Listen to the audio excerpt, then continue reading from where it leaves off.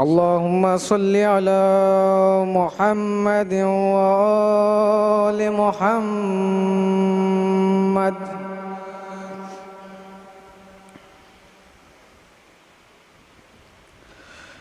أعوذ بالله من الشيطان اللعين الرجيم.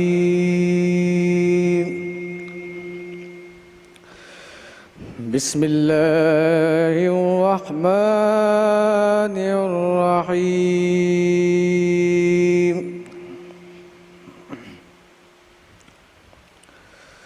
سيقول السفهاء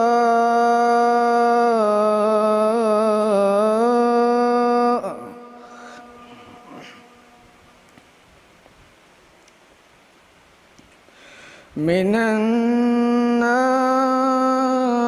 ما ولاهم عن قبلتهم التي كانوا عليها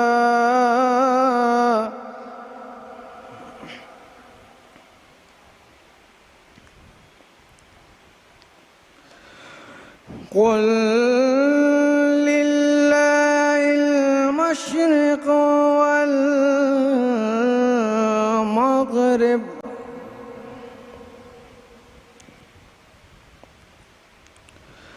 يهدي من يشاء إلى صراط مستقيم.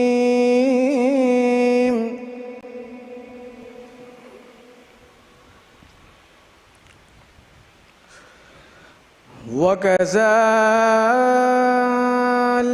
جعلناكم أمة وسطا لتكونوا شهداء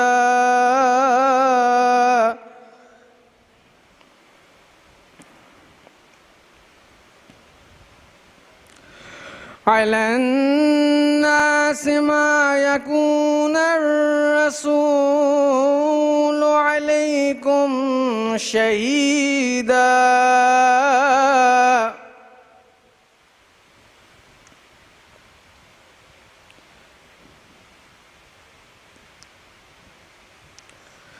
وما جعلنا القبلة التي كنت عليها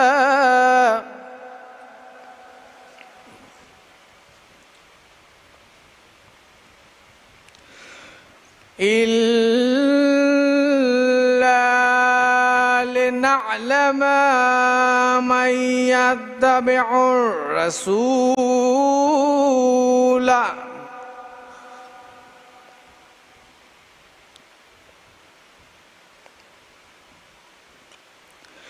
ممن ينقلب على عقبيه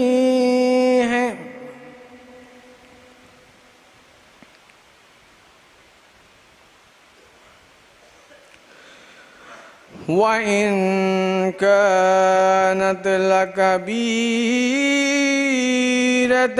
إلا على الذين هدى الله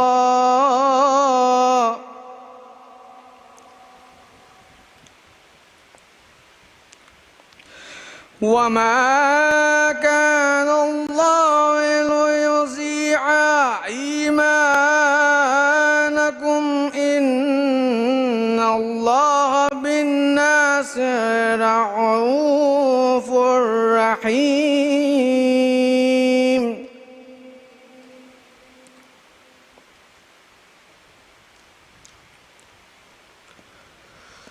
قد نرى تقلب وجهك في السماء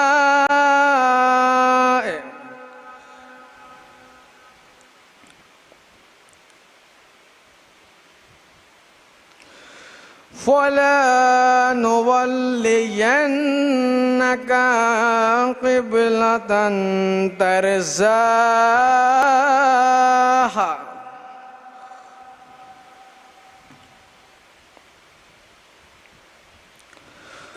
فول وجهك شطر المسجد الحرام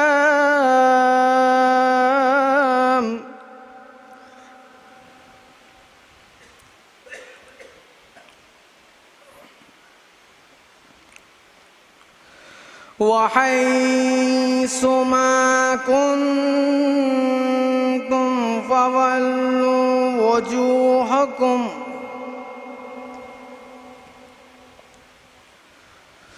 شطره وإن الذين أوتوا الكتاب لا يعلمون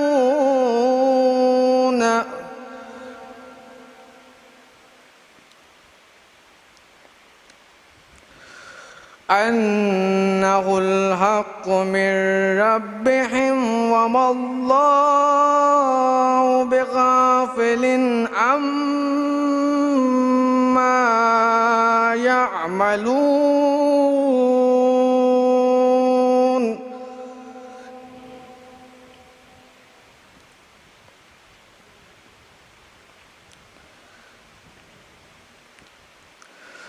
ولئن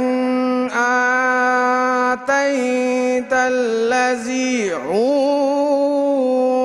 الكتاب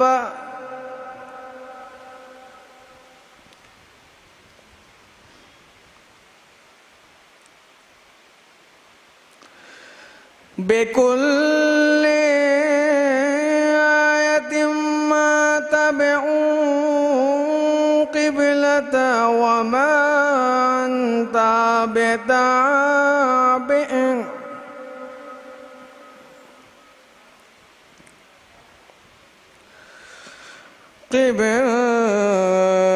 قبلتهم وما بعضهم بتابع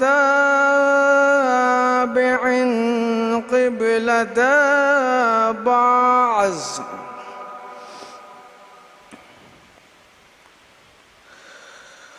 ولئن اتبعت أهواءهم من بعد ما جاءك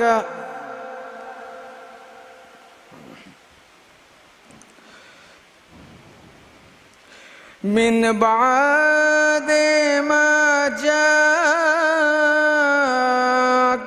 من العلم إنك إذا لمن الظالمين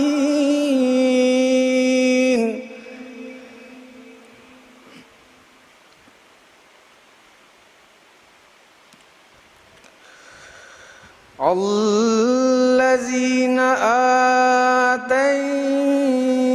آتيناهم الكتاب يعرفونه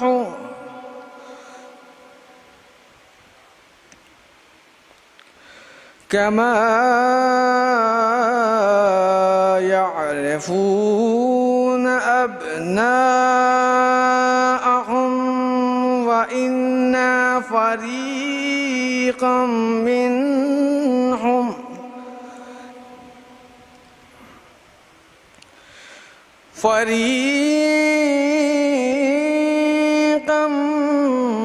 منهم لا يكتمون الحق وهم يعلمون صدق الله العلي العظيم وصدق رسوله النبي الكريم اللهم صل على محمد وآل محمد.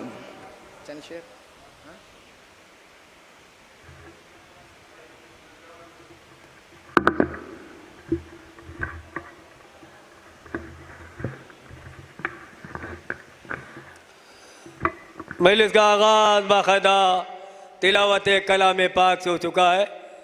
جو حضرات باہر تشریف رکھتے ہیں وہ فرش اعضاء پر تشریف لے آئے. چند ہی لمحوں میں مولانا موصوف تشریف لانے والے ہیں۔ ہمارے دادا مولانا ابوالحسن صاحب کے نوحے اور سلام کے چند شعر سماعت فرمائیے گا۔ انہوں نے یہ ثابت کرنے کی کوشش کی ہے کہ کربلا کیوں رونما ہوئی، کربلا کا واقعہ کیوں ہوا۔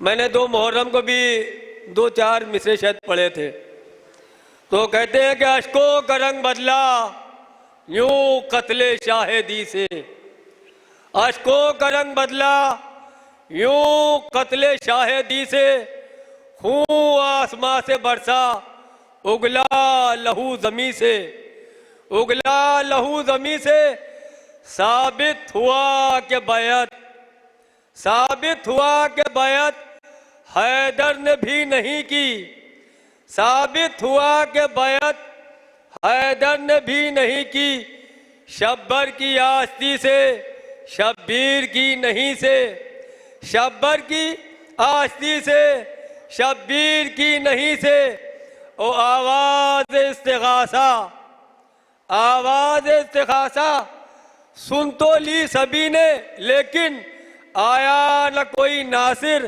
شبیر کا کہیں سے، آیا نہ کوئی ناصر شبیر کا کہیں سے۔ اور سورج نے منہ چھپایا، سورج نے منہ چھپایا گر چادر گہن میں، سورج نے منہ چھپایا گر چادر گہن میں، شرما کے چاند ڈوبا زہرا کی محجبی میں، شرما کے چاند ڈوبا زہرا کی محجبی میں۔ ہے اہل بیت قرآن، ہے اہل بیت قرآن بے مثل و دو جہاں میں، ہے اہل بیت قرآن بے مثل و دو جہاں میں۔ ممکن ہو مثال، ممکن ہو مثال جس سے وہ لے آئے کہیں سے، ممکن ہو مثال وہ لے آئے کہیں سے۔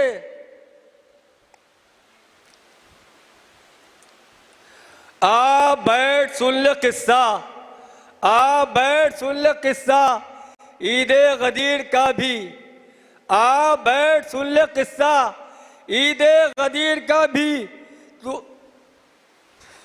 کیوں بھاگتا ہے ظالم، کیوں بھاگتا ہے ظالم تو حرف ذل نشی سے، کیوں بھاگتا ہے ظالم تو حرف ذل نشی سے۔ اور کہتا ہے خود احد بھی، کہتا ہے خود احد بھی خیبر بھی، ہم کہیں کیوں، کہتا ہے خود احد بھی خیبر بھی، ہم کہیں کیوں۔ بھاگے بڑے صحابی، بھاگے بڑے صحابی مقتل کی سرزمین سے، بھاگے بڑے صحابی مقتل کی سرزمین سے۔ شیطان نے بھی قبلہ آدم کو کب بنایا، سماعت فرمائے گا، شیطان نے بھی قبلہ آدم کو کب بنایا، باطل نواز کینہ رکھتے ہیں اہل دی سے، باطل نواز کینہ رکھتے ہیں اہل دی سے۔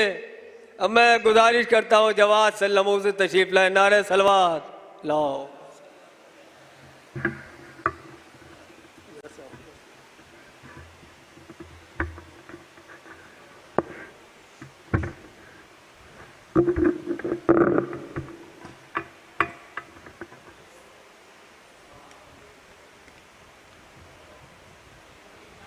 سلوات۔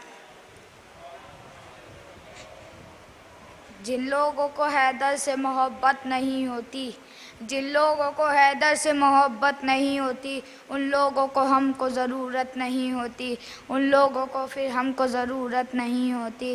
پڑھتے ہو جو نمازیں بنا خطبے علی کے، پڑھتے ہو نمازیں جو بنا خطبے علی کے، دنیا میں کوئی ایسی عبادت نہیں ہوتی، دنیا میں ایسی کوئی عبادت نہیں ہوتی۔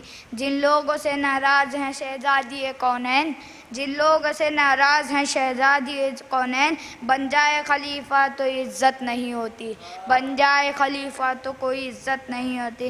جن ماؤں نے بچوں کو کھلایا ہے تبرک، جن ماؤں نے کھلایا ہے بچوں کو تبرک، ان بچوں کو ذہن میں بغاوت نہیں ہوتی، ان بچوں کے ذہن میں بغاوت نہیں ہوتی۔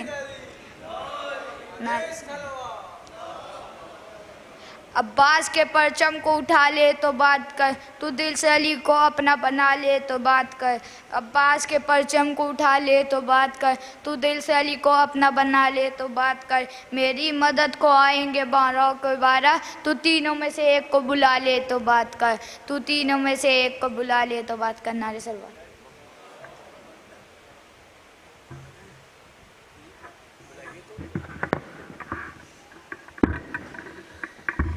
مولانا موصوف تشریف لا چکے ہیں۔ میں ایک خطا اور اس کے بعد ظاہر سلمو پیشخانی کے فرائض انجام دیں گے کہ جس نے در حسین پہ سجدہ نہیں کیا، یہ بھی شعر میں پڑھ چکا ہوں پہلی یا دوسری محرم کو، جس نے در حسین پہ سجدہ نہیں کیا، خالق نے اس کے سر کو کبھی اونچا نہیں کیا، خالق نے اس کے سر کو کبھی اونچا نہیں کیا، اور قیمت بڑھا چڑھا کے لگائی گئی مگر، قیمت بڑھا چڑھا کے لگائی گئی مگر، ہم نے علی کے عشق کا سودا نہیں کیا، ہم نے علی کے عشق کا سودا نہیں کیا، اور پوری طرح سے مٹا دیا نام یزیدیت، پوری طرح سے مٹا دیا نام یزیدیت۔ زینب نے کوئی کام ادھورا نہیں کیا، زینب نے کوئی کام ادھورا نہیں کیا، اور جو شخص علی کی محبت میں مر گیا، جو شخص علی کی محبت میں مر گیا، اس کو علی نے قبر میں تنہا نہیں کیا، اس کو تنہا نہیں کیا۔ گزارش کرتے ہیں ظاہر سلمو سے تشریف لائیں، بارگاہ امام میں نذران عقیدت پیش کریں۔ نعرہ سلوات۔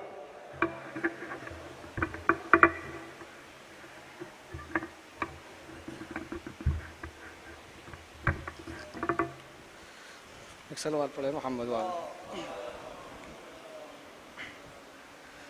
چند شعر حضرت علی کی شان میں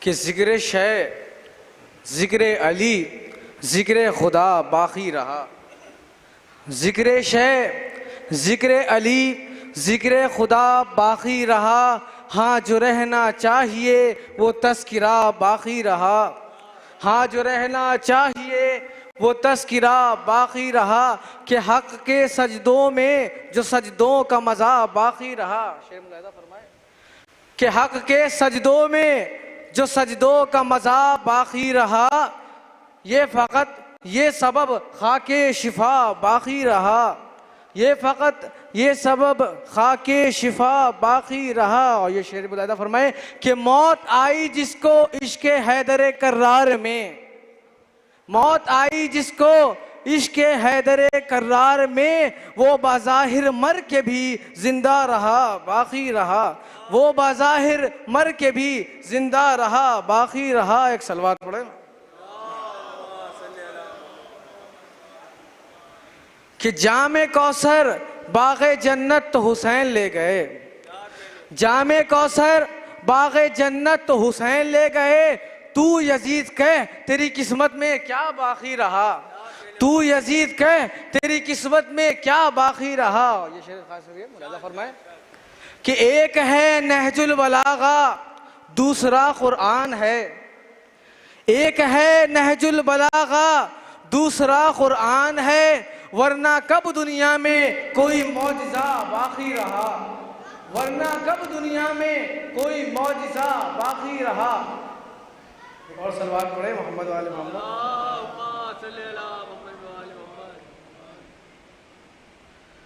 کہ خلد میں ہے روٹیاں رومال ہر کے سر پہ ہے، خلد میں ہے روٹیاں رومال ہر کے سر پہ ہے، سیدہ کے گھر سے جس کو جو ملا باقی رہا، سیدہ کے گھر سے جس کو جو ملا باقی رہا۔ اور یہ شعر مزادہ فرمائیں کہ علی کے ہاتھ پہ بیعت نماز کرتی ہے، علی کے ہاتھ پہ بیعت نماز کرتی ہے، علی ولی کی مدحت نماز کرتی ہے۔ یہ شعر مزادہ فرمائیں، علی کے ہاتھ پہ بیعت نماز کرتی ہے، علی ولی کی مدحت نماز کرتی ہے، کہ علی کا بغض رکھ کے جو پڑھتا ہے نماز، علی کا بغض رکھ کے جو پڑھتا ہے نماز، اس کی شکل پر لعنت نماز کرتی ہے، اس کی شکل پر لعنت نماز کرتی ہے۔ ایک سلوات پڑھیں۔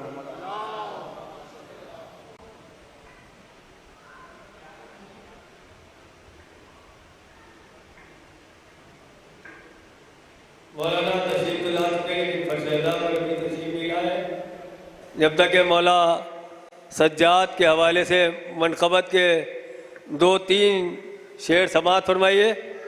ہم راز ولایت جو امامت کے امی ہیں، ہم راز ولایت جو امامت کے امی ہیں، سجاد محمد کا وہ سجادہ نشی ہے، سجاد محمد کا وہ سجادہ نشی ہے، وہ صاحب عصمت ہے کہ وہ صاحب مسند، وہ صاحب عصمت ہے کہ وہ صاحب مسند، نالین کی کونین میں خم گشتہ جبی ہے، نالین کی کونین میں خم گشتہ جبی ہے، ساجد بھی سجاد بھی سجدوں کا بھرم بھی، ساجد بھی سجاد بھی سجدوں کا بھرم بھی، عابد بھی ایسا کہ کوئی ثانی نہیں ہے، عابد بھی ایسا کہ کوئی ثانی نہیں ہے، اور وہ چاہے تو رک جائے زمانے کا تسلسل، وہ چاہے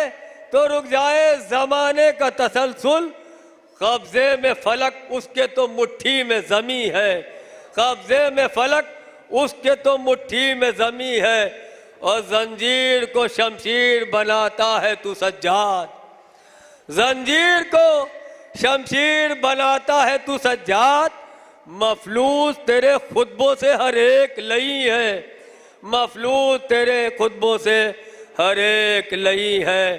نہایتی ادب و احترام کے ساتھ گزارش کرتے خطیب اہل بیت علی جناب علی انوار جعفری صاحب قبلہ سے کہ امام بارگاہ سبطین آباد کے شہ مجالس کی ساتھی مجلس و خطاب فرمائیں۔ جو حضرات باہر تشریف رکھتے ہیں وہ فرش ادا پر تشریف لے آئیں۔ نعرہ حیدری، نعرہ صلوات۔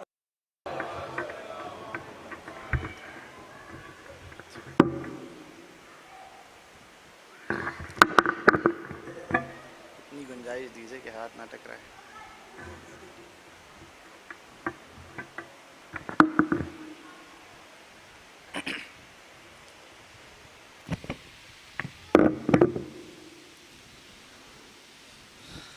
فاتحہ۔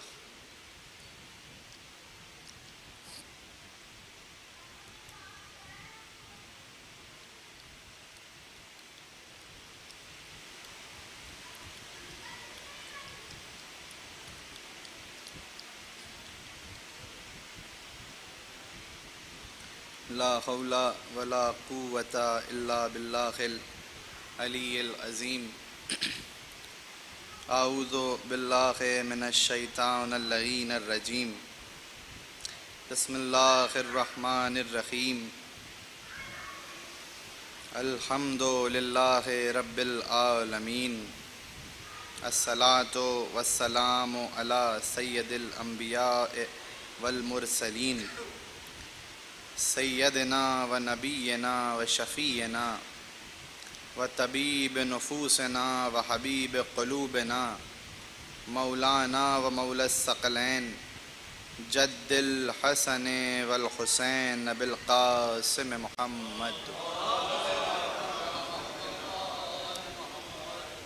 و آلہ الطیبین الطاہرین المعصومین المظلومین المنتخبین المنتجبین، ولعنت الدائمۃ علی اعداء الدین اجمعین۔ اما بعد،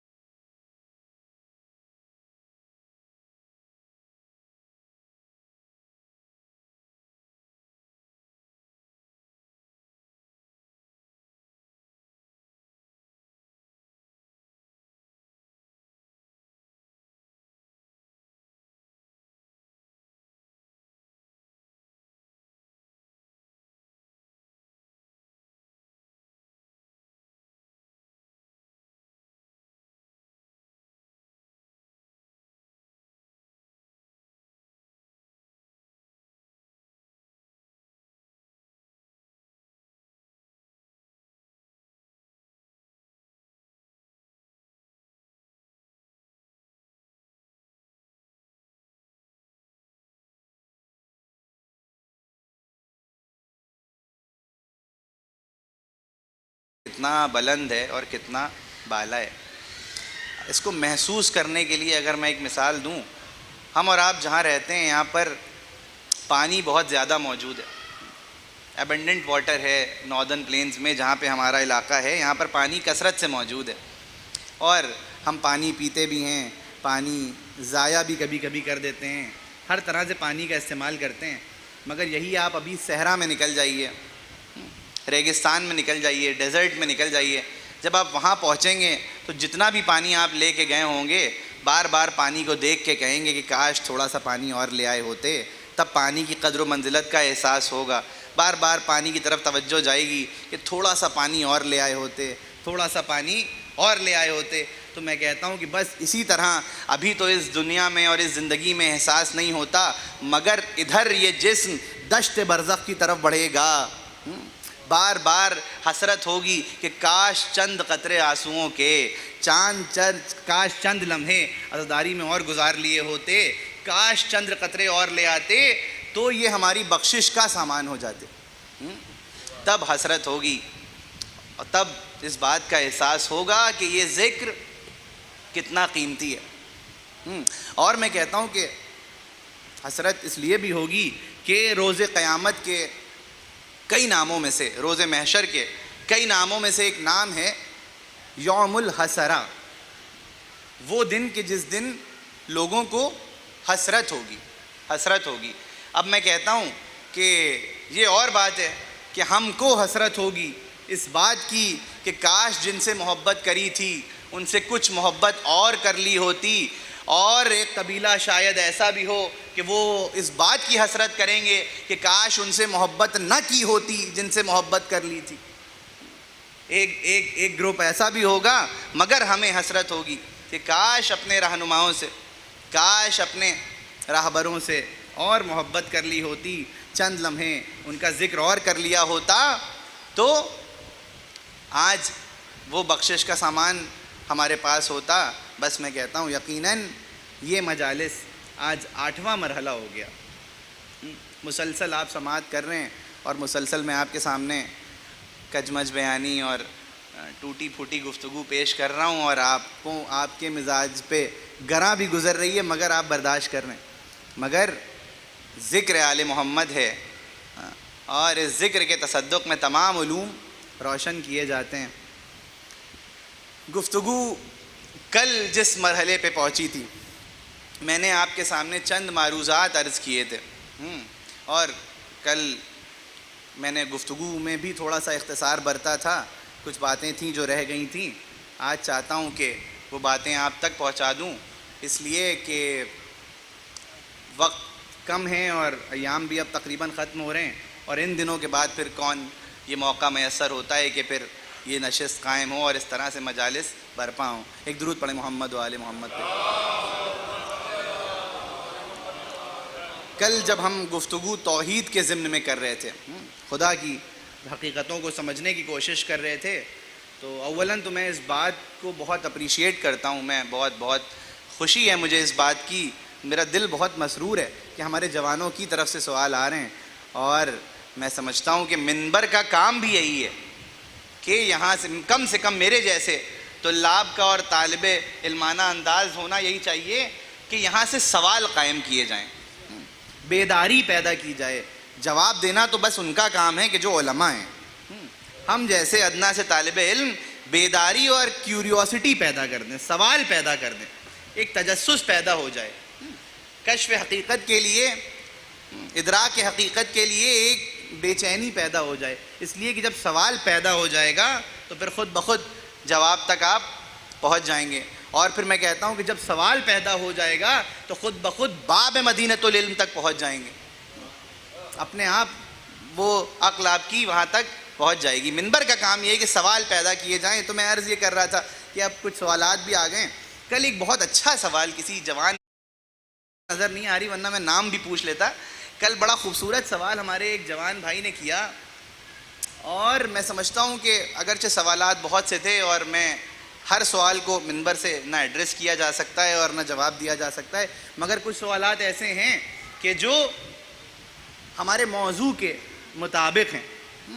تو میں چاہتا ہوں کہ ان سوالات کو کہ جو ہمارے موضوع کے ماتحت ہیں ان کو آپ سے ڈسکشن کروں.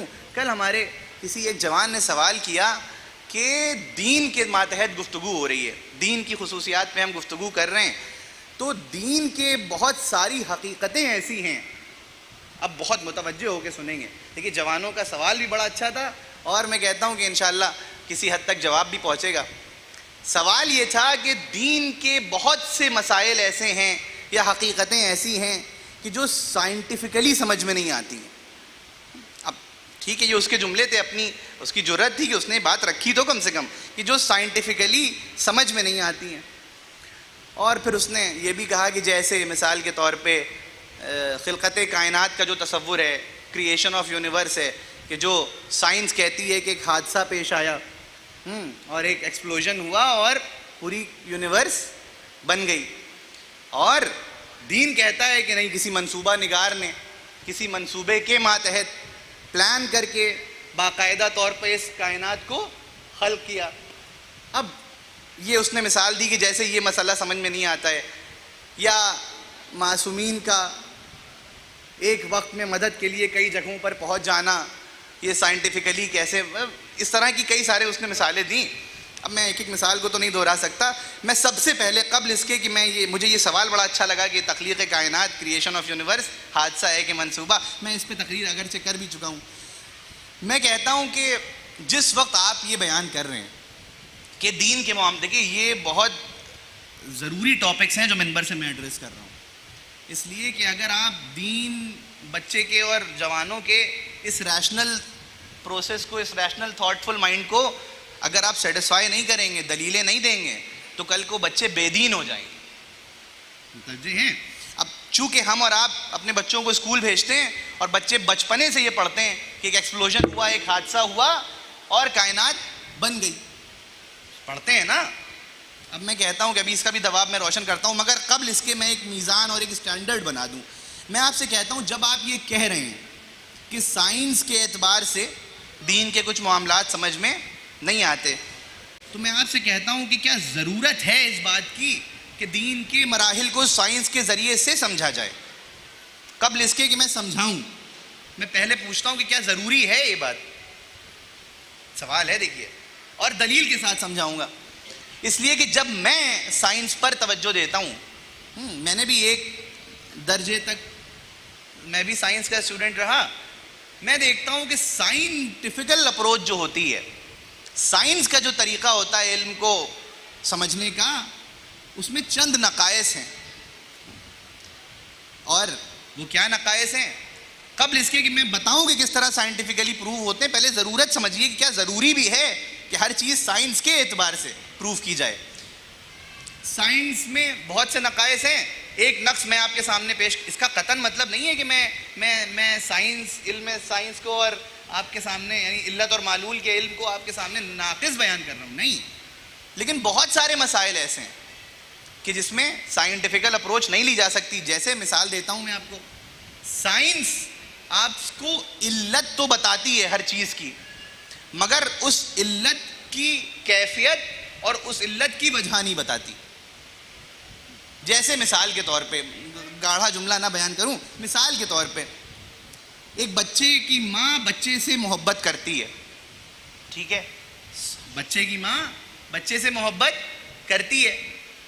اب سائنس یہ تو بتا دے گی کہ وہ محبت کس لیے ہے, اور وہ ان ماں کے برین میں اور دماغ میں وہ ہارمون سیکریٹ ہوتا ہے, وہ جو میڈیکل کے اسٹوڈنٹ ہوں گے وہ آکسیٹوسن کر کے کوئی ہارمون ہوتا ہے, اگر میں صحیح بتا رہا ہوں, تو سائنس یہ تو بتا دے گی کہ اس وجہ سے محبت ماں کو یہ فیل ہوتا ہے.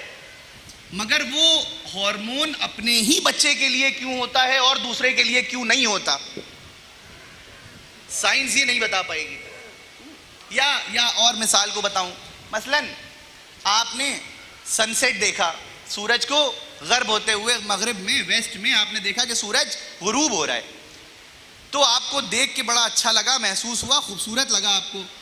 تو سائنس یہ تو بتا دے گی کہ اس وقت اس کی روشنی کی ویو لینتھ کتنی ہے, مگر یہ نہیں بتا پائے گی کہ آپ کو اچھا کیوں محسوس ہو رہا ہے.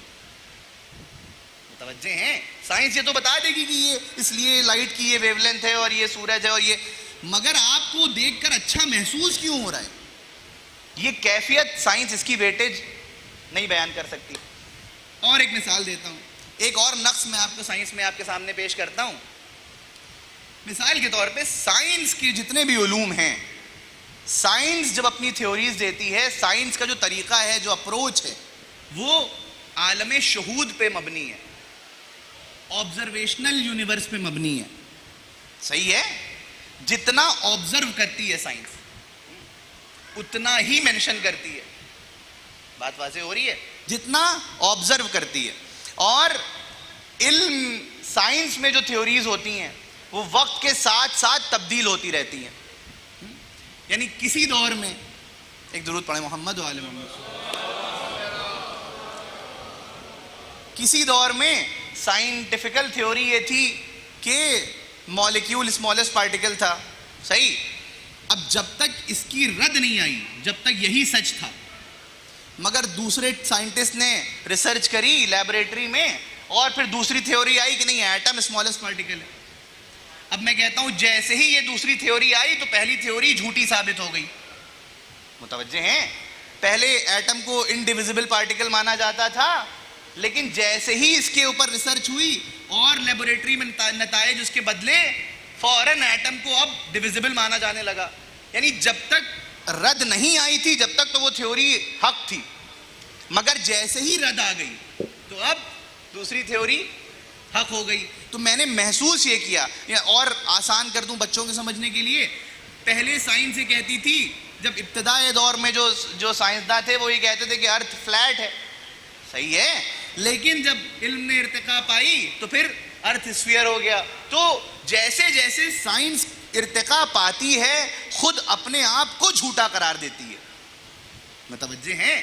جیسے جیسے علم سائنس میں ترقی پاتا ہے ویسے ویسے قدیم تھیوریز پہ رد ہوتی ہے. اب میں آپ سے کہوں کہ یہ تردید ہو کیوں رہی ہے, کہ سائنس اپنی تھیوریز کو جھٹلا کیوں رہی ہے, تو آپ کہیں گے کیونکہ پرانی تھیوریز میں شکوک کی گنجائش تھی, شک کی گنجائش تھی. ہاں, یہ ڈاؤٹس تھے, اور ان ڈاؤٹس اور ان شکوک کے ذریعے سے دوسرے سائنسداں نے اس پہ تحقیق کری تو وہ شک ختم ہو گئے. اب میں کہتا ہوں کہ سائنس کے علم میں یہ نقص تھا کہ اس میں شک کے دروازے کھلے ہوئے تھے. تو اب ضرورت اس بات کی ہے کہ کوئی ایک ایسے کامل علم کی کتاب ہو کہ جس میں کوئی شک موجود نہ ہو. اب میں نے تمام علوم کی کتاب چھانی, مجھے کوئی تھیوری ایسی نہیں ملی, کوئی کتاب ایسی نہیں ملی کہ جو یہ اعلان کر رہی ہو کہ ہماری تھیوری میں کوئی شک نہیں, کوئی ڈاؤٹ نہیں. مگر ایک کتاب میں آپ کو بتاؤں کہ جس نے بڑھ کے کہا کہ ذالک الکتاب لا ریب فیہ, یہ وہ کتاب ہے کہ جس میں کوئی شک کی گنجائش نہیں ہے. اور میں کہتا ہوں نہ صرف کتاب نے کہا, سنیے, نہ صرف کتاب نے کہا بلکہ کسی سائنسداں نے بھی نہیں کہا کہ میں جو کہہ رہا ہوں وہی سچ ہے, وہی مطلق ہے. مگر ایک انسان میں آپ کو دکھاؤں کہ جس نے اعلان کیا کہ لو کاشف الغطاء ما ازددت یقینا, میں علم کے اس درجے پہ فائز ہوں کہ اب میرے سامنے سے یہ سارے پردے ہٹ جائیں تب بھی میرے یقین میں اب اضافہ نہیں ہوگا. میرا یقین اس منزل پہ ہے. امیر المومنین نے ارشاد فرمایا, درود پڑھیں محمد. متوجہ ہیں؟ حضرت علی ابن ابی طالب علیہ الصلوۃ والسلام, آئیے تشریف لے آئیے, آپ تشریف لے آئیے, آگے تشریف لے آئیے. آپ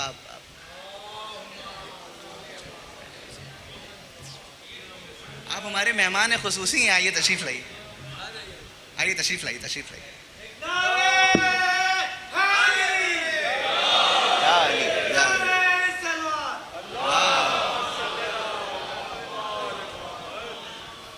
تو جناب والا دیکھیے, ادیان عالم پہ تذکرہ ہو رہا ہے تو یہی تو خوبصورتی ہے کہ تمام فکریں متحد ہو کر گفتگو کریں. تو سائنس کے علوم میں یہ نقص موجود تھا. کوئی سائنسداں ہو کہ جو بتائے کہ جو بس میں نے کہہ دیا وہی مطلقاً حق ہے, کوئی نہیں ہے. مگر تاریخ میں ایک بشر ایسا ہے, بلکہ یوں کہوں کہ سراپے نور ایسا ہے کہ جو بشر کی شکل میں ظاہر ہے, وہ یہ کہہ رہا ہے کہ میں یقین کی اس منزل پہ ہوں.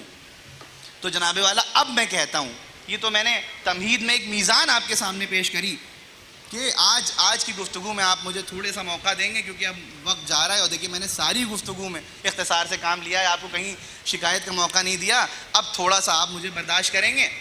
تو تاریخ نے دیکھا کہ تمام سائنسداں یہ اعلان نہیں کر پائے، تو میں نے آپ کے سامنے کیا بیان کیا۔ اب اسی جوان کے سوال پہ چلتے ہیں۔ میں کہتا ہوں کہ ان مثالوں سے یہ بات واضح ہو گئی کہ سائنٹیفیکل اپروچ ناقص ہے، مگر علم دین مطلق ہے، ایبسولیوٹ ہے۔ تو اب میں آپ سے پوچھتا ہوں کہ آپ مجھے بتائیں کہ کامل شے سے ناقص شے کو چیک کیا جاتا ہے یا ناقص شے کو کامل شے کے ذریعے چیک کیا جاتا ہے؟ اگر دنیاوی علوم ناقص ہیں اور علم دین کامل ہے تو دنیاوی علوم کو تو علم دین کے سامنے رکھ کے چیک کیا جائے گا، مگر علم دین کو دنیاوی علوم کے سامنے چیک نہیں کیا جائے گا۔ میزان ہمیشہ کامل ہوتی ہے، میزان ہمیشہ مکمل ہوتی ہے۔ یہ تو بات اس لیے پیش کری کہ دیکھیے ضرورت بھی ہے کہ سائنٹیفیکل اپروچ سے آپ دین کو چیک کریں، نہیں ہو سکتا، مگر میں کہتا ہوں چلیے کر بھی لیجئے۔ اب میں اس کا وہ جو سوال تھا کہ جیسے اس میں اب چند یہ تو میں نے باتیں کر لی، لیکن ثابت بھی تو کر کے دکھاؤں۔ آپ کہیں گے دعویٰ تو منبر سے کر دیا تھا، مگر کوئی ایک آدھ معمے تو سلجھا دیتے۔ تو میں آپ سے کہوں کہ وہی سوال کہ کریشن آف یونیورس، میرے بچے سنیں، بالخصوص یہ جو چھوٹے چھوٹے بچے ہیں جو اسکول جاتے ہیں اور سنتے ہیں اور پڑھتے ہیں کہ ایک حادثہ پیش آیا اور کائنات خلق ہو گئی۔ میں آپ سے کہتا ہوں کہ کائنات حادثاتی طور پہ خلق ہوئی یا کسی منصوبے کے ماتحت خلق ہوئی۔ اب میں آپ کے سامنے ایک مثال رکھتا ہوں، آپ اس مثال پہ غور کریں اور غور کرنے کے بعد مجھے بتائیں کہ آپ کی عقل کیا کہتی ہے کہ حادثہ پیش آیا کہ منصوبہ تھا۔ اور میں کہتا ہوں کہ جو میری کل کی گفتگو تھی، خدا کی طرف میں نے اشارہ کیا تھا اور توحید کو آپ کے سامنے پروف کرنے کی ایک ناقص سی کوشش کری تھی، آج یہ موضوع بھی اسی سے جڑ جائے گا، اس لیے کہ اپنے آپ میں یہ سوال کہ تخلیق کائنات اگر حادثہ ہے تو انکار خدا، اور اگر منصوبہ ہے تو اقرار خدا۔ تو گفتگو وہیں سے مربوط ہو جائے گی۔ تو جناب والا حادثہ تھا کہ منصوبہ؟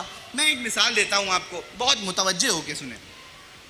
آپ زمین میں کھدائی کرنا شروع کریں، جو آرکیولوجسٹ ہوتے ہیں، جو آرکیولوجیکل سرویز کرتے ہیں، وہ زمین میں ایکسکیویشن کرتے ہیں، کھدائی کرتے ہیں، اور جب ایک حد تک کھدائی ہو جاتی ہے تو پھر دور قدیمہ کے کچھ عناصر ملنا شروع ہو جاتے ہیں۔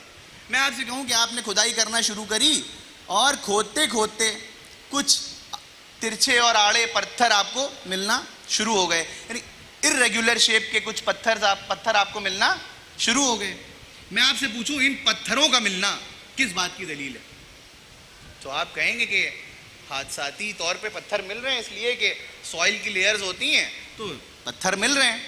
میں کہتا ہوں چلیے کوئی بات نہیں۔ اس کے بعد آپ نے کھدائی کو اور بڑھایا، جب اور بڑھایا تو اب پتھروں کی شکل میں کچھ ایسی چیزیں ملی کہ جو انسان کی ضرورتوں کو پورا کر رہی تھی، یعنی مثلاً پتھر کے بنے ہوئے تیر و ترکش مل گئے، پتھر کے بنے ہوئے پیالے اور چمچ مل گئے۔ اب میں کہتا ہوں کہ یہ پتھروں کا ملنا کس بات کی دلالت کرتا ہے؟ تو آپ کہیں گے کہ نہیں، اب یہ پتھر حادثاتی طور پہ نہیں مل رہے ہیں، یہ پتھر اپنے خالق کی طرف اشارہ کر رہے ہیں کہ کچھ لوگ تھے کہ جنہوں نے پتھروں سے ان چیزوں کو بنایا۔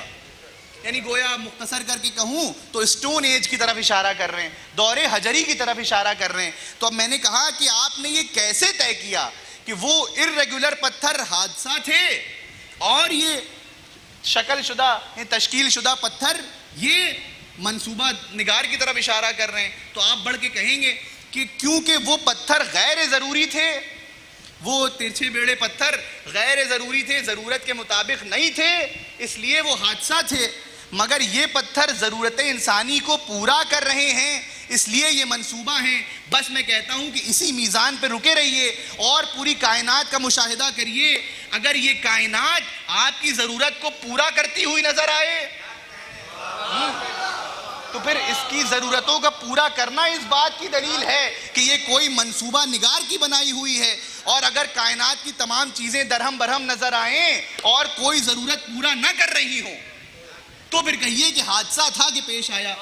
مگر میں کہتا ہوں کہ جب میں کائنات کو دیکھتا ہوں اور آپ کائنات کو دیکھیے تو حشرات الارض سے لے کر مریخ و مشتری تک تمام تر چیزیں آپ کے ضرورتوں کو پورا کر رہی ہیں، اور یہ آپ کی ضرورتوں کا پورا ہونا اس بات کی دلیل ہے کہ کوئی منصوبہ نگار ہے جس نے کسی منصوبے کے تحت کائنات کو خلق کیا۔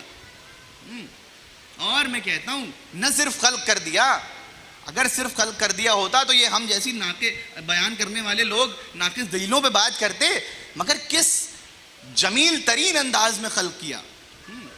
نہ صرف ضرورتیں پوری ہو رہی ہیں بلکہ کس نظم و ترتیب کے ساتھ پوری ہو رہی ہیں۔ ہر ضرورت فوری طور پہ پوری نہیں بھی ہو رہی ہے۔ متوجہ رہیں گے میری طرف؟ میں مثال دوں، ایک بچہ کائنات میں آیا اور آنے کے بعد اس کی پہلی ضرورت کیا تھی؟ مجھے بتائیں۔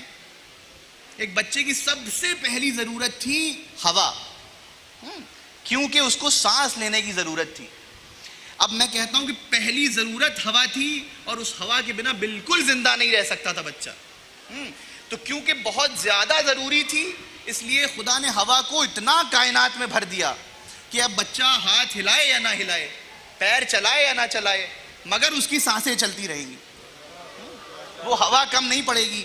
اب میں کہتا ہوں کہ مگر اس کے بعد دوسری ضرورت کیا تھی؟ اب ضرورت اس بات کی تھی کہ کچھ قطرے آب کے مل جاتے، کچھ قطرے پانی کے مل جاتے، تو اب کیونکہ پیاس کے بنا کچھ لمحہ زندہ رہا جا سکتا تھا، تو ایسا نہیں ہوا کہ جس طرح ہوا ناک میں خود بخود آ گئی تھی ویسے ہی حلق میں چند قطرے آب آ جاتا، ایسا نہیں ہوا۔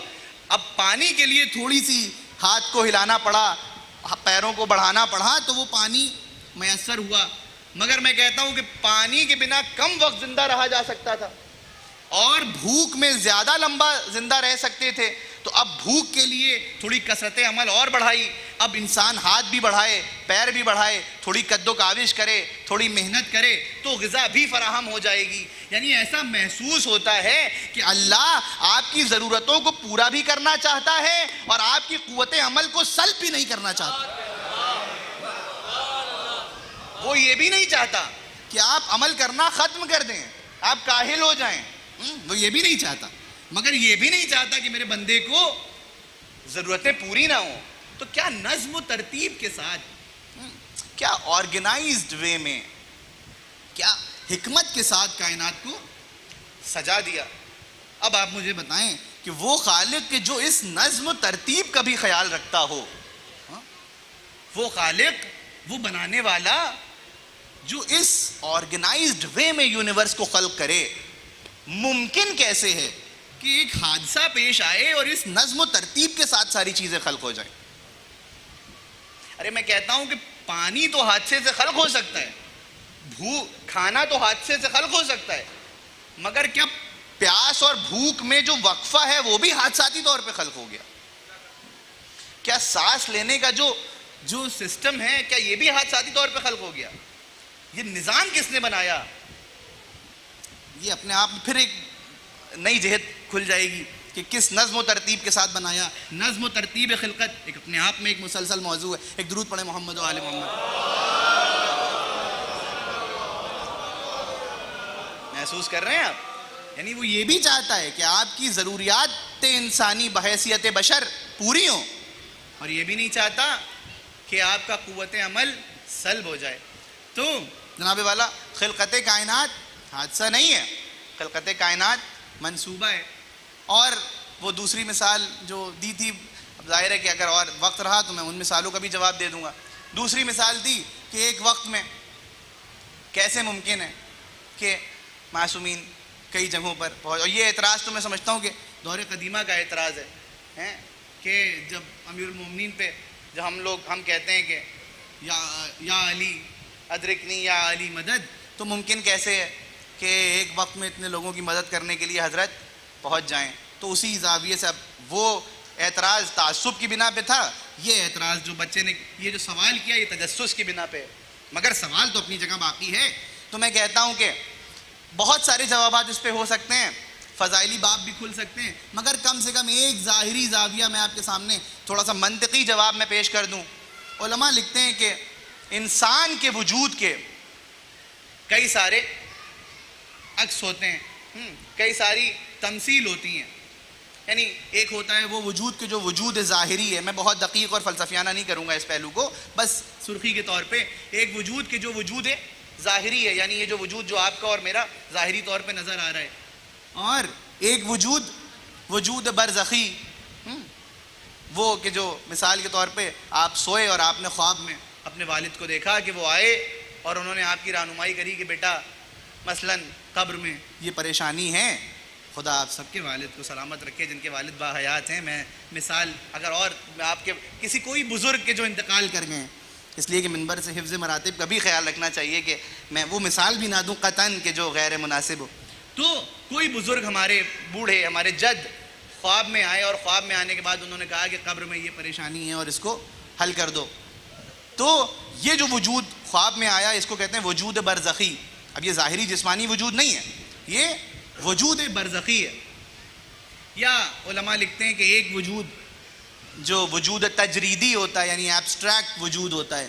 اب اس کے علاوہ بھی اور تصورات ہیں وجود کے، مگر وہ مجھے بیان نہیں کرنے. تو میں کہتا ہوں کم سے کم یہ چند وجود تو ایسے ہیں کہ جو انسان کی خلقت کے ہوتے ہیں. اور آپ کے سامنے کی مثال ہے کہ آیت اللہ ابھی جلد جدید دور میں، ابھی کچھ وقت عرصہ پہلے ان کا انتقال ہوا، آیت اللہ محمد تقی بہجت روح اللہ علیہ، درود پڑھے محمد و آل محمد پر ان کے درجات کی بلندی کے لیے.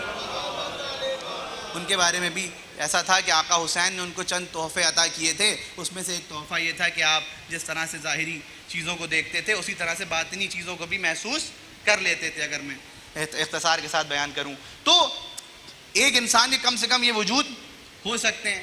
تو میں کہتا ہوں کہ ایک انسان ہمارے اور آپ کے جیسا، ایک انسان جب اس کے اتنے کم از کم اتنے وجود ہو سکتے ہیں، تو پھر اگر اس کا تجربہ کرنا ہو تو یہ تو ناقص انسان ہے.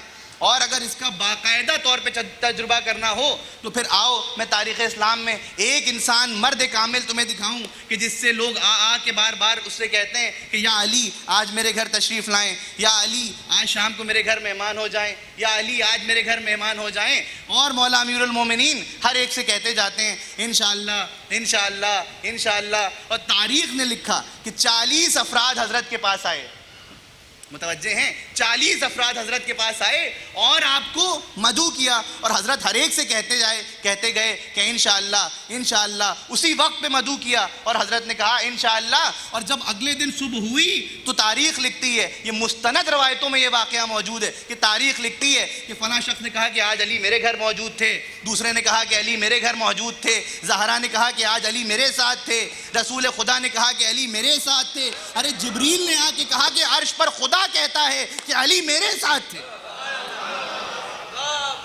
دیکھیں معتبر، اب اس میں کیا کیجئے، یہ بات بھی درمیان میں کہنا مجبوری ہے، وگرنہ یہ کہ ہم جیسے ناقص طلاب کی زبان پہ اچھی تو نہیں لگتی، مگر مجبوری ہے وقت کی کہ چند روایتیں ایسی ہیں کہ جو معتبر اور مستند ہیں. مگر دور حاضر میں کچھ افراد ایسے ہیں اپنے مکتب فکر کے، شیعہ مکتب فکر کے کچھ افراد ایسے ہیں کہ جو روایات کی نفی اس لیے کر دیتے ہیں کہ یہ غلو میں شمار ہو جاتی ہے. جناب والا یہ معصومین کی روایات ہیں اور معتبر اور مستند کتابوں میں روایات ہیں. یہ واقعہ جو میں نے آپ کے سامنے پیش کیا یہ معتبر تاریخ سے ثابت واقعہ ہے کہ حضرت ایک وقت میں 40 جگہوں پر موجود تھے، 40 جگہوں پر موجود تھے. اب میں کہتا ہوں کہ اس اعتراض کا بھی جواب دے دوں کہ وہ جو کہ ایک وقت میں کیسے ممکن ہے کہ اتنے لوگوں کی مدد کر دیں. تو میں کہتا ہوں کہ خواب میں جب دادا آ کے آپ سے اصلاح کریں کہ ذرا یہ اس عمل کو ایسے کر لو تو وہ سمجھ میں آتا ہے، دادا کا وجود برزخی سمجھ میں آتا ہے. مگر اس کا آنا کہ جس کا وجود آنکھیں عین اللہ ہوں، ہاتھ ید اللہ ہوں، چہرہ وجہ اللہ ہو، اس کا آنا سمجھ میں نہیں آتا.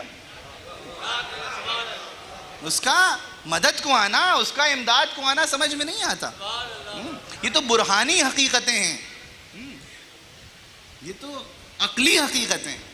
مگر یہ کہ جو عقل کل ہو، کہ جو عالم کامل ہو، یہ ہو، وہ چاہے تو باذن پروردگار، یہ جملہ یاد رکھیے گا، باذن پروردگار، خدا کی مرضی کے ساتھ، خدا کی دی ہوئی قدرت مندی یہ ہے کہ آپ ایک وقت میں کئی جگہوں پر موجود ہیں اور اپنے چاہنے والوں کی مدد کرتے ہیں، جو یاد کرتا ہے اس کی مدد کرتے ہیں۔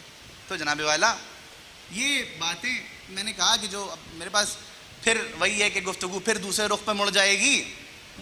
ضرورت بہت سارے مضامین ایسے ہیں کہ جو سائنس کے آئینے میں نہیں دیکھے جا سکتے، اگرچہ میں بار بار یہ بات بیان کر رہا ہوں کہ قطعاً میں یہاں منبر سے یہ پابندی نہیں لگا رہا ہوں کہ آپ سائنس کو پڑھیں مت، آپ سائنس کے اسٹوڈنٹ ہیں، آپ سائنس کو پڑھیں اور اس پہ غور و فکر کریں، مگر جب عقائد کا مسئلہ آئے، جب ایمان کا مسئلہ آئے تو ایمان کو تولنے کے لیے سائنس کے آئینے میں دین کو نہ تولیں بلکہ دین کے آئینے میں سائنس کو تولیں۔ بس یہی ایک اسٹینڈرڈ اور کرائیٹیریا، نہ صرف سائنس بلکہ تمام دنیاوی علوم دین کی روشنی میں چیک کریں۔ اگر دین کے مقابل ہو، اگر قرآن و تعلیمات معصومین کے مقابل ہو تو اس کا انکار کر دیں، اور اگر قرآن و معصومین کی تعلیمات کے مطابق ہو تو اس کا اعتراف کر دیں۔ ایک درود پڑھیں محمد و آل محمد۔ بس عزیزوں، گفتگو کو بہت زیادہ طویل نہ کرتے ہوئے، ربط مسائل آج بھی میں چاہوں گا کہ میں آہستہ آہستہ روایت آپ کے سامنے پیش کروں، اس لیے کہ آپ ان مجالس میں، آج 7 محرم ہو گئی، آپ ان مجالس میں یقیناً آنے کا جو مقصد ہے وہ بس یہی ہے کہ آنسو زیادہ سے زیادہ حسین کی ماں کی بارگاہ میں پیش کر دیں۔ زمانہ ازاں میں ہم پر دیگر اعتراضات ہوتے ہیں اور ہر دور میں مبلغین اسلام اس اعتراض کا جواب دیا کرتے ہیں، عجب اعتراضات ہوتے ہیں اور ہمارے جوان سنتے ہیں اور کئی بار اس کے جواب خود بھی دے دیتے ہیں اور کئی بار منبروں سے جواب دینا پڑتا ہے۔ عجیب اعتراض میرے سامنے آیا کہ معصومین پر گزرنے والے مصائب اور آل محمد پہ گزرے ہوئے مصائب، کربلا میں جو مصائب گزر گئے، بالخصوص سیدانیوں پر جو مصائب گزر گئے، شاہزادیوں پر جو مصائب گزر گئے، یا خود امام کی ذات پر جو مصائب گزر گئے، ان کو اس طرح سے بیان کرنے سے ان کی توہین ہوتی ہے۔ یہ اعتراضات باقاعدہ برملا ویڈیوز آپ دیکھیے، ان کی توہین ہوتی ہے تو منبروں کو خیال رکھنا چاہیے کہ وہ مصائب احتیاط سے بیان کیے جائیں یا نہ بیان کیے جائیں، اس لیے کہ یہ کوئی بیان کرنے کی بات ہے۔ اور پھر وہ اس میں جو اسپیکر تھا ویڈیو میں نے دیکھا، وہ یہ بھی کہہ رہا تھا کہ اگر مجھ کو کوئی چوراہے پہ بد الفاظ کہہ دے تو میں آپ کے سامنے آ کے منبر پہ، اب میں اپنی مثال دوں تو میں آپ کے سامنے تھوڑی نہ بتاؤں گا کہ مجھ کو یہ الفاظ اس نے کہے، اس سے میری تحقیر ہوگی، میری بے عزتی ہوگی۔ خوب دلیل عقلی دی انہی نے، مگر میں کہتا ہوں کہ آپ کیا اور آپ کی عقلی دلیل کیا؟ آپ ذرا قرآن اٹھا کے دیکھیں، قرآن میں مشرکین مکہ نے رسول خدا کو جتنے بھی معاذ اللہ بد القاب سے نوازا، ان کے لیے بد الفاظ استعمال کیے، قرآن نے وہ تمام الفاظ محفوظ کر لیے۔ قرآن نے لکھا کہ کس طرح مشرکین مکہ اور کافرین مکہ نے رسول کو شاعر کہا، کاہن کہا۔ اب دیکھیں تاریخ اٹھا کے، اور سب سے بڑا ظلم یہ کہ معاذ اللہ مجنوں کہا۔ قرآن پڑھیے اور دیکھیے کہ کافرین مکہ اور مشرکین مکہ رسول کو یہ سب کہا کرتے تھے، مگر میں کہتا ہوں کہ قرآن نے یہ تمام الفاظ محفوظ کر کے یہ بتا دیا کہ یہ ظلمی تو تھا کہ اچھے خاصے سنجیدہ انسان کو شاعر کہہ رہے تھے، اچھے خاصے سنجیدہ انسان کو مجنوں کہہ رہے تھے، یہ ظلم ہی تو تھا، مگر قرآن نے ان تمام الفاظ کو محفوظ کر کے بتا دیا کہ مظلوم پر ہونے والے مظالم کا تذکرہ کرنے سے مظلوم کی تحقیر نہیں ہوتی، بلکہ باطل الفاظ استعمال کرنے والوں کے چہروں سے نقاب بیاں ہوتی ہے۔ تو اب میں کہتا ہوں کہ ہم بھی منبر پہ آل محمد کے جب مصائب بیان کرتے ہیں تو ان کی تحقیر نہیں ہوتی، بلکہ آل محمد کے دشمنوں کے چہروں سے نقاب بیاں ہوتی ہے۔ آل محمد کی شان میں گستاخی کرنے والوں کے چہرے عیاں ہوتے ہیں، ان کے چہرے نمایاں ہوتے ہیں کہ کون تھے کہ جنہوں نے اہل بیت اطہار پر مظالم ڈھائے، اور کیسے مظالم ڈھائے ہم اور آپ سن لیتے ہیں۔ اور گریا کرتے ہیں، مگر خدا جانے کیا گزرتی ہوگی اس بیوی پر کہ جو اپنے لال کی مجلس میں آ کر اس لیے شرکت کرتی ہے کہ اپنے تمام تر عزاداروں کے اشکوں کو محفوظ کر لے۔ اللہ اکبر! کیا گزرتی ہوگی اس ماں پر کہ جس نے اپنے سامنے اپنے بیٹے کے گلے کو، سر کو تن سے جدا ہوتے ہوئے دیکھا۔ بس عزیزوں، آج 7 محرم ہو گئی، آپ مسلسل مجالس کر رہے ہیں، آج اس شہزادے کا غم ہے، اس شہزادے کا غم ہے کہ جو قاسم ٹکڑوں میں تقسیم ہو گیا۔ بس عزیزوں، تاریخ لکھتی ہے ایک منظر ایسا آیا کہ شب عاشور امام حسین شہداء کی فہرست بیان کر رہے ہیں۔ ایک مرتبہ جب پوری فہرست بیان کر چکے اور قاسم نے اپنا نام نہ سنا تو ایک مرتبہ تڑپ کے گئے، امو جان کیا محضر شہادت میں ہمارا نام نہیں ہے؟ ایک مرتبہ امام حسین نے آہ بھری اور کہا قاسم ارے آپ کا بھی نام ہے اور آپ کے بھائی علی اصغر کا بھی نام ہے، بس یہ سننا تھا۔ ایک مرتبہ قاسم اپنا نام سن کر تو خوش ہو گئے، مگر جیسے ہی ننھے بچے کا نام سنا ایک مرتبہ قاسم، ننھے سے قاسم کے چہرے کے تغیرات بدلے اور بدلنے کے بعد پوچھتے ہیں امو جان ارے کیا اشقیاء خیموں میں آ جائیں گے؟ میں کہوں گا جناب قاسم آپ سے یہ برداشت نہ ہوا کہ سیدانیہ موجود ہو اور اشقیاء آ جائیں، مگر ہائے غیرت سید سجاد کہ شام و کوفہ دیکھتے رہے کہ کس طرح سیدانیہ تازیانے کھاتی ہوئی چلی۔ بس عزیزوں، تاریخ لکھتی ہے کہ عصر عاشور نمودار ہوئی۔ ایک مرتبہ تمام شہداء کے لاشیں آنے کے بعد ایک مرتبہ جناب قاسم آئے، امو جان اب ہم کو بھی اجازت دے دیجئے۔ اے امو جان اب قاسم تلوار چرانا چاہتا ہے۔ بس ایک مرتبہ امام حسین نے فرمایا قاسم آپ تو میرے بھیا حسن کی نشانی ہے، آپ کو کس طرح سے اجازت دے دیں؟ مگر تاریخ لکھتی ہے کہ قاسم بڑے بے چین تھے۔ ایک مرتبہ ماں جناب ام فروا نے کہا قاسم آپ کو یاد ہے کہ بچپنے میں بابا نے آپ کے بازو پہ ایک تعویذ باندھا تھا، ذرا اس تعویذ کو کھولیے، اس لیے کہ بابا نے کہا تھا کہ جب سخت وقت آئے تو اس تعویذ کو کھولنا۔ جناب قاسم نے تعویذ کو کھولا، ایک مرتبہ خوشی خوشی اپنے امو کے پاس آئے، امام حسین کے پاس آئے اور آنے کے بعد تعویذ دیتے ہیں۔ دیکھیے میرے بابا کا تعویذ ہے۔ ایک مرتبہ امام حسین نے پورے تعویذ کو پڑھا، پڑھنے کے بعد آنکھوں سے لگایا۔ تاریخ لکھتی ہے دونوں چچا بھتیجے گلے مل کر اتنا روئے کہ ایک مرتبہ غش آ گیا۔ بس تاریخ لکھتی ہے ایک مرتبہ غش سے افاقہ ہوا، امام حسین نے جناب قاسم کو گود میں لیا، ننھا سا بچہ تھا، 13 سال کا بچہ تھا۔ ایک مرتبہ جناب قاسم کو گھوڑے کی پشت پہ سوار کیا۔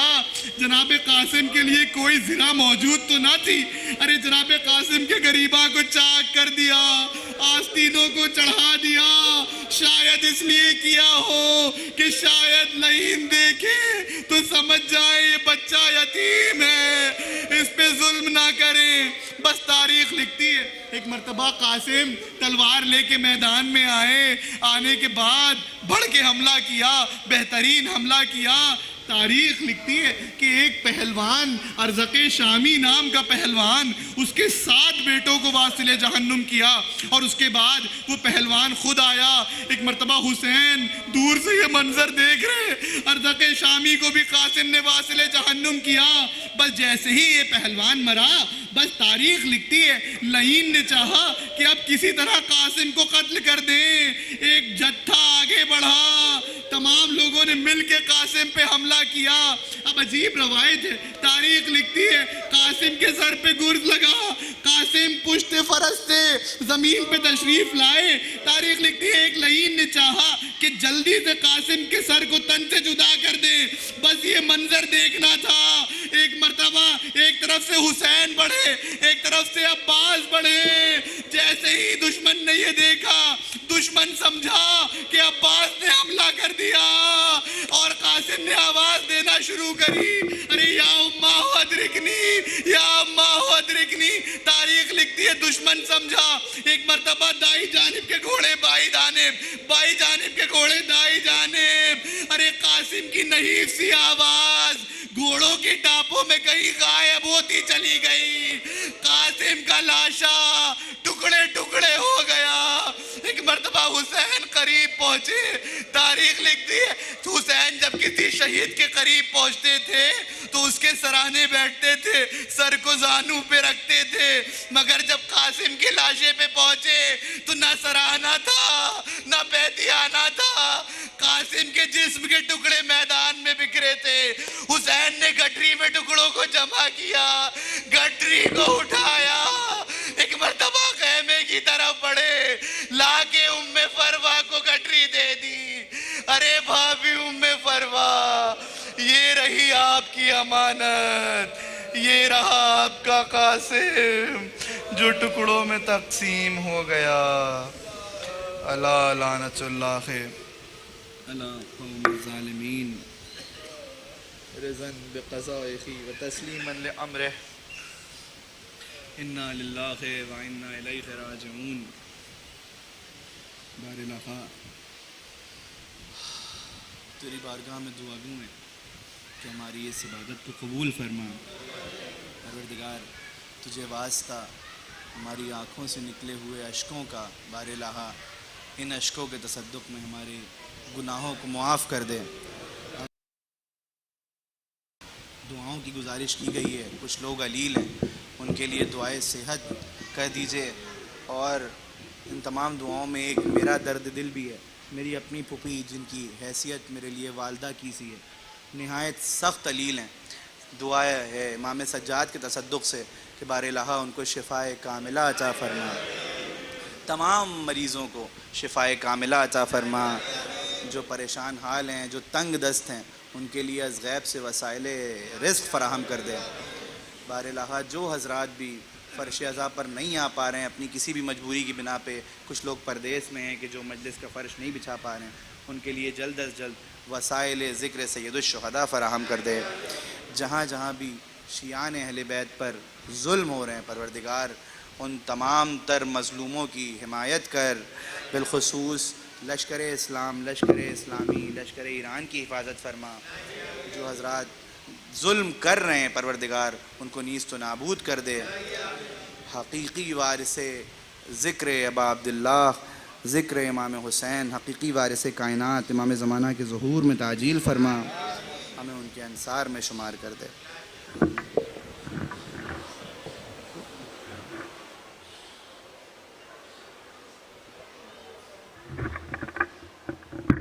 السلام علیکم یا ابا عبداللہ، السلام علیکم ابن رسول اللہ، السلام علیکم جد کبیق، السلام علیکم میقی، السلام علیکم ورحمۃ اللہ وبرکاتہ، السلام علیکم غریب الغرباء، السلام علیکم یا معین الضعفاء والفقراء، السلام علیکم شمس سمود، السلام علیکم انیس النبوس یا ایھا المسمون بعرضۃ سلطان العرب العجم یا ابو الحسن علی ابن موسی رضا، السلام علیکم ورحمۃ اللہ وبرکاتہ، السلام علیکم مولایا صاحب عصر و زمان، الامان الامان الامان من فتنة الزمان، السلام علیکم یا مظہر الایمان، السلام علیکم یا شریک القرآن، السلام علیکم یا امام زمانہ، ھذا جل اللہ تعالی فرجک وسال اللہ تعالی مخرجک وظہورک وجعل من اوانک وانصارک، السلام علیکم ورحمۃ